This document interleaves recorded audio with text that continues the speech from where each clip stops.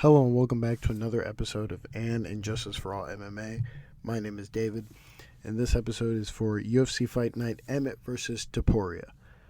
This episode was 2 days late now. It's 2 days late. I've been busy. I've stayed away from spoilers, except for 2 spoilers. We'll get to that in a second. But I've been busy, and now I have time to actually run down the card.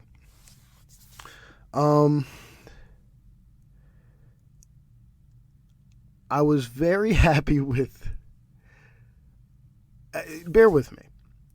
I was very happy with the amount of finishes / stoppages on the main card. As for the prelims, when I clicked into my ESPN Plus account, it was 3 hours and 40 minutes. They packed as many fights as they could on the prelims, and I was furious with the amount of decisions. But other than that, we can, whatever, it is what it is. Let's get into the more important bits. As always, we talk about who got robbed, if anyone got robbed, and surprisingly, a quick note before we even start this, I'm not going to rag on the commentary, because full disclosure, I actually like the commentary. I like Anik, I like DC, and I like Dominic Cruz. But if there was one annoying thing that I didn't like, is that every so often Anik would highlight an exchange late, and he always kind of does this. I've always noticed this. He highlights an exchange late by the fighter that is losing the exchange in the moment, in that exact moment. Now, not the fight overall, but in that moment. For example, someone will get hit with like a 3-piece, right? And then the opposite fighter will return with like a right hand, and then Anik will highlight the right hand instead of the 3-piece that preceded the right hand.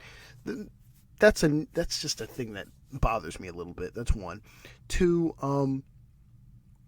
Anik was a little nippy this fight. He was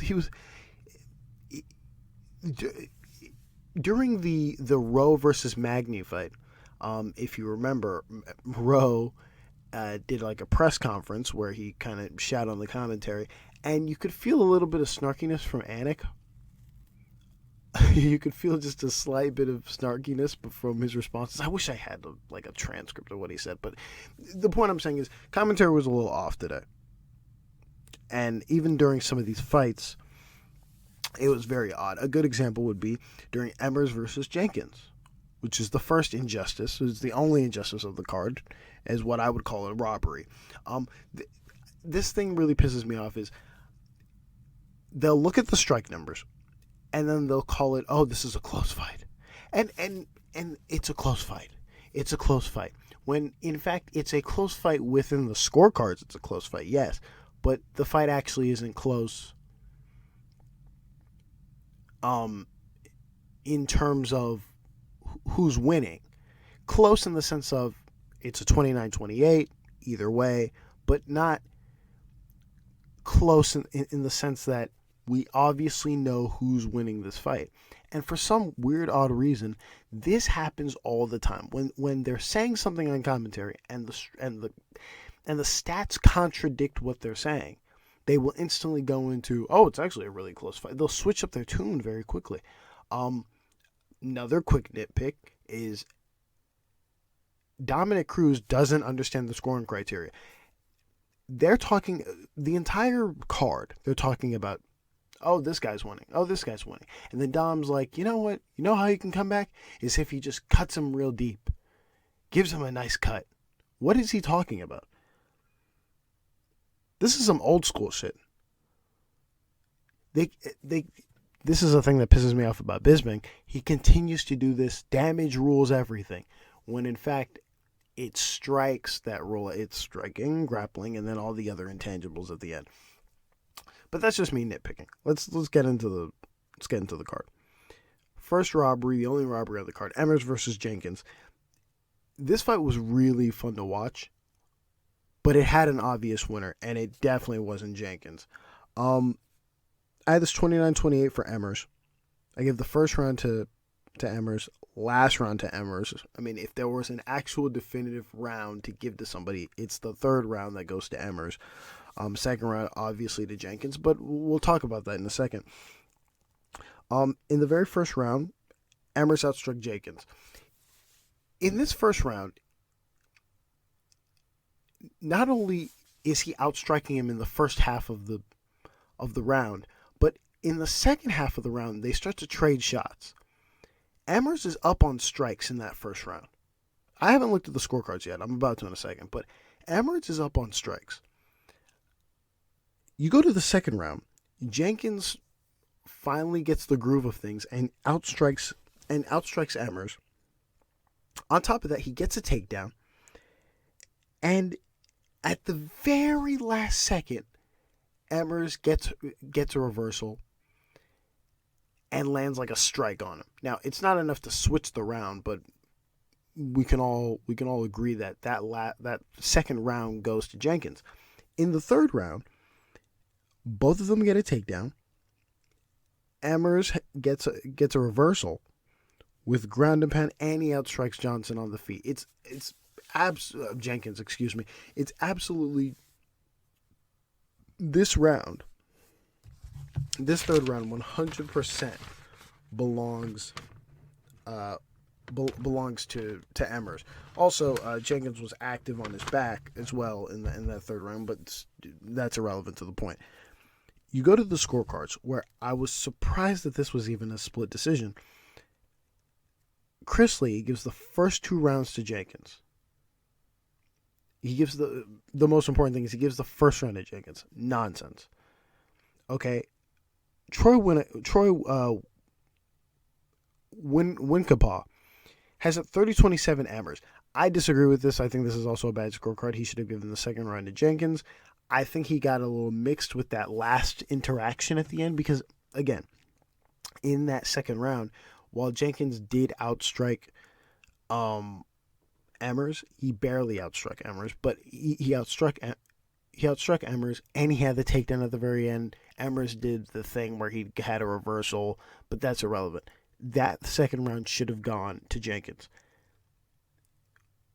And then, again, Saul D'Amato, he gives the first round to Jenkins as well. This fight, 100% a robbery, just based off of the first round. The first round alone should have been Emmers, and it wasn't. So, there's your robbery for the night. We'll go to the honorable mentions. First honorable mention is the first fight of the night. I was very surprised to see this one. Brundage versus Dumas. I had this 30-27 for Dumas. In the first round, both had a takedown. And both had two revert. And I'm sorry, I think I wrote this wrong. Both had a takedown and a reversal. But Dumas had 3 minutes of ground and pound.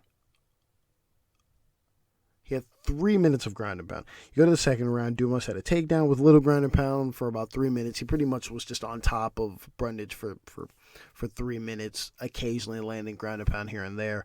And then the third round, Brundage had a submission attempt that wasn't in, it wasn't in at all. I mean, it was in, but come on. Dumas pulled his head out and relatively quickly. And Dumas had ground and pound for about 2+ minutes. You go to the judges' scorecards. Troy Winkapa had it 30-27. Derek clearly had it 30-27, both for Dumas. And then Eric Colon had it 29-28. He gave the last round to Brundage. Honorable mention to Eric Colon. It's always Eric Colon with his goofy scorecards. I don't understand how you can give the third round to Brundage because he had a submission attempt that wasn't in. He was on his back. He was getting ground and pounded for 2 minutes, for 2 minutes straight. He lost the round. There. We go to the next honorable mentions. Zhumagulov versus Van. This was also a split decision. I was a little surprised by that as well. How this ended up being a split decision as well. Um, I had this 29-28 for Van. The last 2 rounds I gave to Van.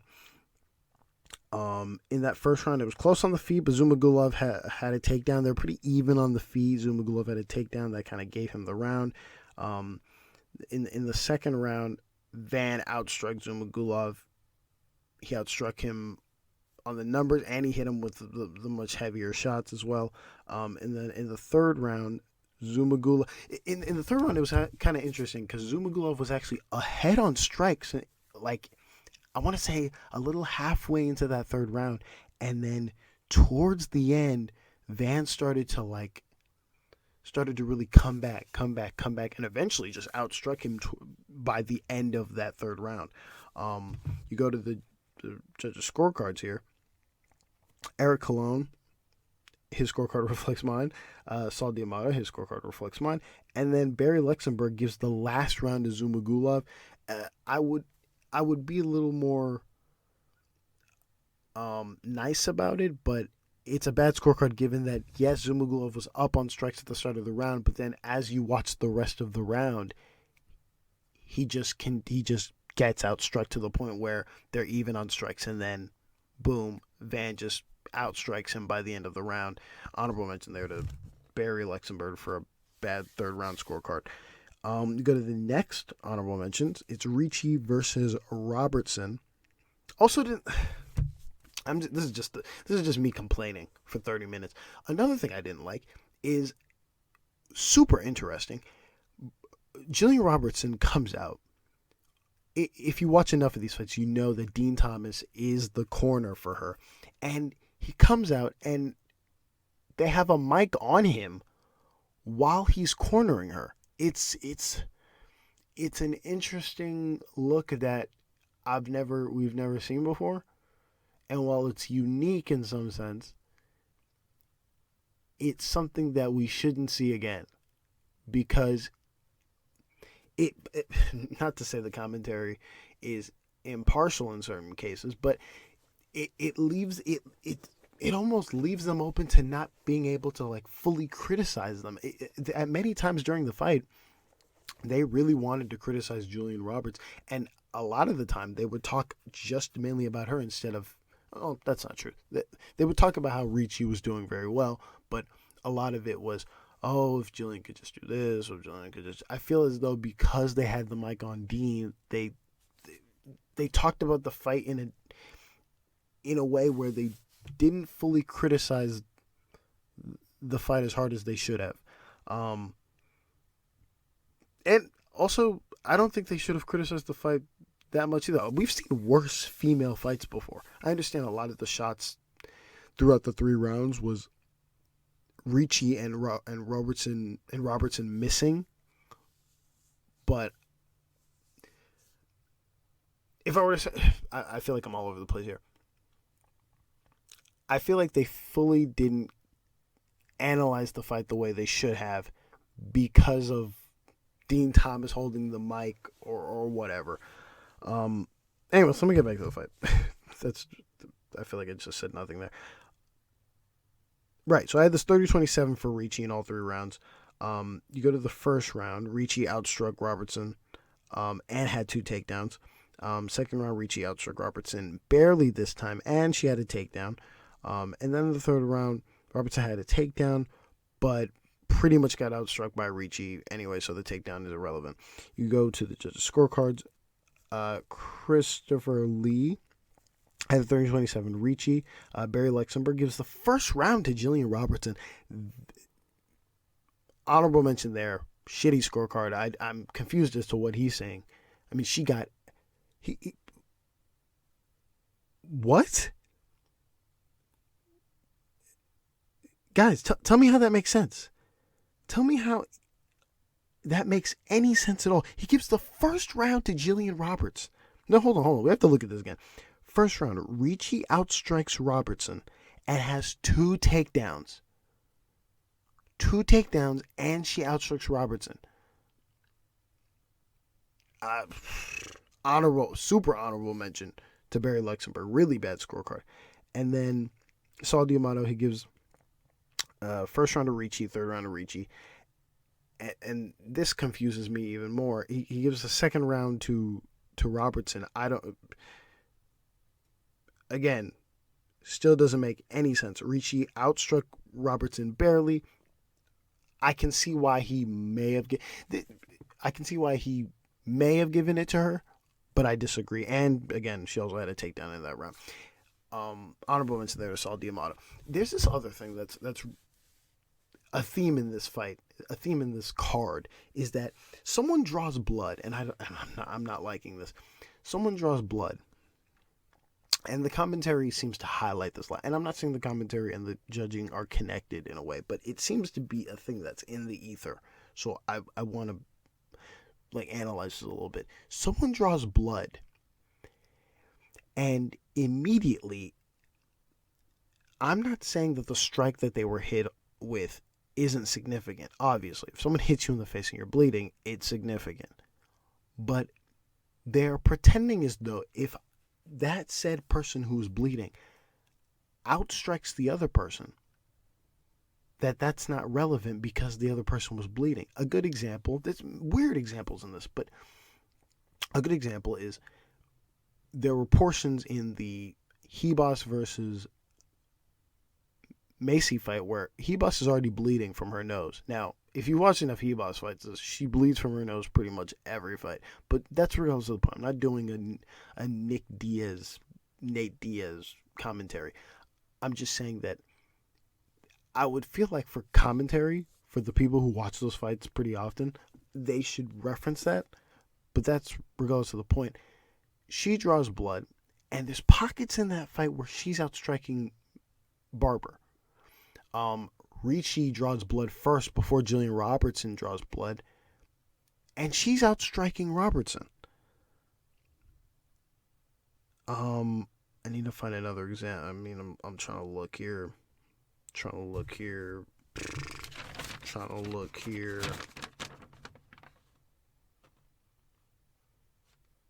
Yeah, I mean, those are just few examples of people drawing blood, but the commentary kind of highlighting it maybe a bit too much. I don't know. Maybe I'm just nitpicking. Maybe it's just super late. We go to the next honorable mention as Magny versus Rowe. This fight also ended in a split decision. This fight is interesting because I don't want to actually shit on any judges or say an honorable mention for anybody because this fight was weird. Now, I'm going to make an argument why I think Magny won, but he should have won. But I don't actually blame any judges for giving any rounds to Rowe because of how wonky this fight was. So Magny versus Rowe, honorable mention.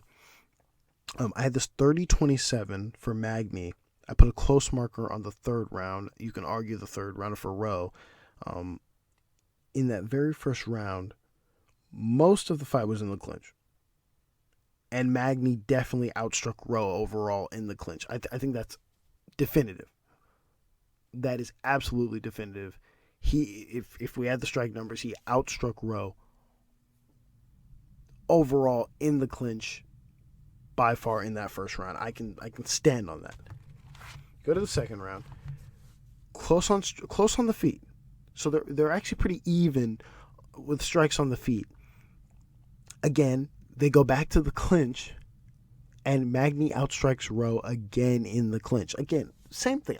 I'm really definitive in how I feel about this because I'm looking at the clinch strikes, and while they're both active in the clinch in a sense, Magny is the one that's outstriking him in the clinch.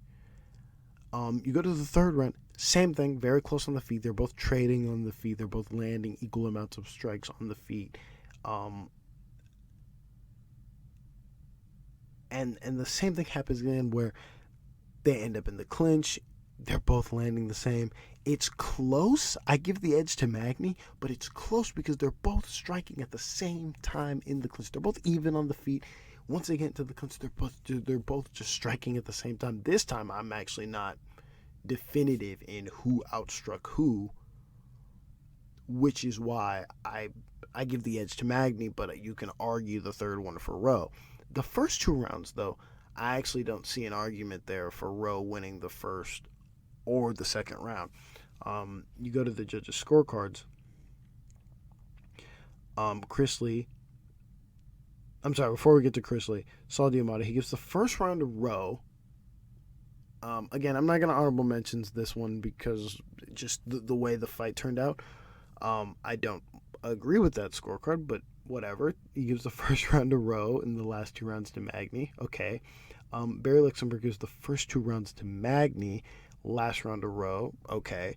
And then Chris Lee gives the first 2 rounds to Rowe. And then the last round to Magny. It's all over the place. It's literally all over the place. I'm not going to say a thing. And those are the judges. Those are the scorecards. Go to the next honorable mention here. Is Onama versus Santos. This fight ended in a KO for Onama. I gave Onama the first round. I put a close marker on it. Listen, I could fully be wrong on this. I'm probably wrong, so I'll probably take my L on this. What I wrote down is in that first round, Onama outstruck Santos on the feet. That I'm sure of. That part I'm sure of. Both had a takedown, while Santos was very active on the bottom with submission attempts and strikes. So I get why all 3 judges gave the first round to Santos, even though he was on his back and he got outstruck on the feet. But it's not as though he got outstruck on the feet by a super wide margin. When they were on the ground, he was the most active one. So I understand it. All 3 judges gave Santos the first round. Honorable mention on my part. Honorable mention on my part. Then we have Lane versus Tafa. Before the fight was stopped due to an eye poke by Lane, Lane was pretty much outstriking Tafa. It wasn't that much compared to like the Aspinall versus Blades fight where Blades kind of lands like a couple strikes on Aspinall and then the injury happens. Same thing here where it's, Lane is kind of a little bit touching up Tafa and then he puts his entire index finger, what is it? His entire like ring finger into Tafa's eye. Full disclosure, this fight got spoiled for me. Someone actually told me the result of this fight. So this might have changed my opinion on how I felt about it when I was watching it back. So when I was watching it back, I was in my head, I was just thinking, wow, Miragliotta should have just stopped it immediately. But if I had not been told that, I probably would have been like, okay, I understand why he's saying give it the full 5. So that's probably the bad thing about getting spoiled fights is you're what you would have been mad about and what you would have saw or what your tolerance level would have been different if you weren't spoiled. If someone didn't spoil anything to you. So there's that. We go to the next honorable mention, and that is the main event, Emmett versus Topuria. Full disclosure on this one. This fight was spoiled for me, but not the result, not the person who lost. Or excuse me, not the result of the fight. So someone told me a scorecard. So someone was like, "Hey, did you see the main event?" I said, "No, don't spoil it." They said, "Okay, but someone had a scorecard of 50-42." And I hate that they told me that because now they technically spoiled it for me, but because basically after the first round I would have known I will have known who doesn't win the rest of the round. But not only that is that the way they told it to me, I was like, oh my god, somebody got bludgeoned. Now Emmett did get bludgeoned, but 50-42 once I watched this is an atrocious scorecard. It's a very, very, very bad scorecard. It should be sent in hell for some of the worst scorecards. Now, I know everyone's gonna do this whole damage thing and the whatever and his eye and they're gonna blow job it up to, oh my god, yes, he got 50-42, but no. at the very max, it should be a 50-43 at the very max, and that's even pushing it, in my opinion. But that was the spoiler. Now, they only spoiled the scorecard, but they didn't spoil who won the fight. But when I watched the fight, I was like, okay, they basically spoiled it because now I know what happened. We'll get into it. Emmett versus Topuria. I had to score this fight 50-44 with a 10-8 to Topuria in the fourth round. If we're just being real here, guys, that is the only round that a 10-8 should be lobbied. That is the only round. Not in the fifth round. Not in the third round. If there's a 10-8 in the first two rounds, it's a bad scorecard. I don't care how hard his eye got shut. It's insane. I mean, if we're giving a 10-8 to Topuria for jabs, some of these same judges are the same judges who were in Austin who couldn't even score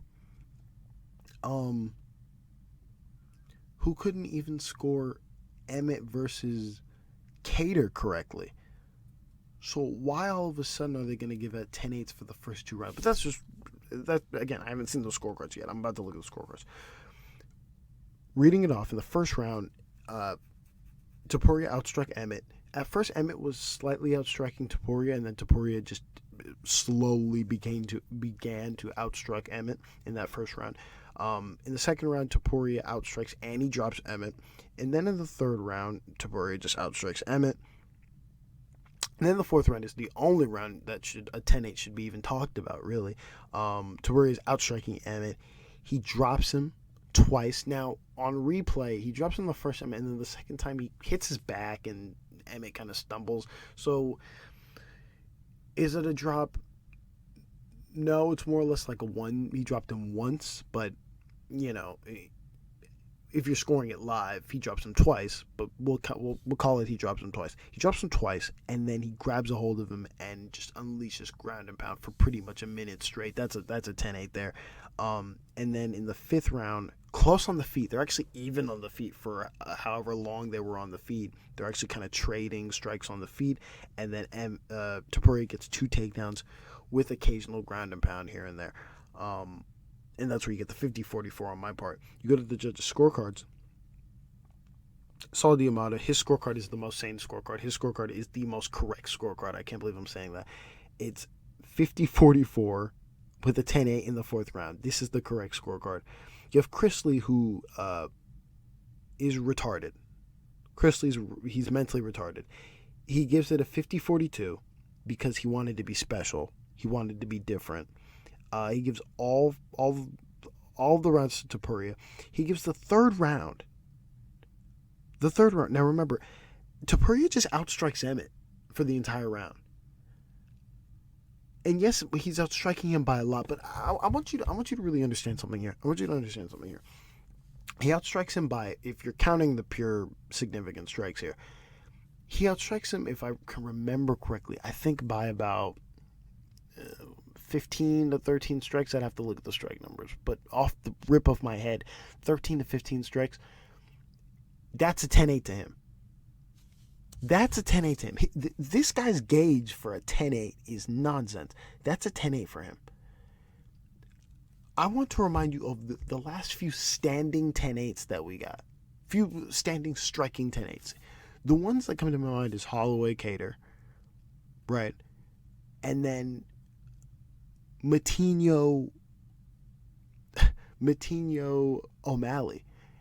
And just to focus on the Matinho O'Malley one, O'Malley outstruck him by like 20, not even 20, 30, 40 before they called that a 10. This is insane. This should be a 10-9. So honorable mention to Chrisley for the worst scorecard of the year. Arguably one of the worst scorecards of the year. He had the right fighter, but he inflated the scorecards. I don't know what he was doing. Fourth round, he gives a 10-7. A 10-7. When was the last 10-7 we saw? I haven't seen a 10-7 in ever. Now I'm replaying the thing back in my head. I can see why he gave it 10-7. Is it a 10-7? I don't think so, but I can see why. right? He's outstriking him. He drops him twice, but it's actually one time. But that's me nitpicking. That's on replay, right? It's not, the second one isn't a drop, but whatever. He drops him twice, and then the continuous ground and pound, to where the ref is then saying move, move, move. So, if you're a judge, I can see how you're like, oh, he's about to finish him. He's about to finish him. 10-7. I can see why his mind went there, because Goddard was pretty much like, all right, yo, move or I'm stopping this early, but the clock saved him. And you're right. If there was a couple more seconds, maybe a minute or so, was the fight stopped? Probably, but we don't have extra time. It's a 10-8, not a 10-7 in my opinion. Honorable mention there.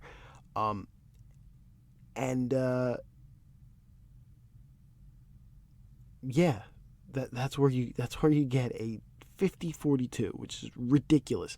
And then Eric Colon just can't score, so he gives the first round to Emmett, even though Emmett got outstruck in that round. And then the rest of his scorecard is fine. Gives a 10-8 to Topuria in the fourth round. And there you go.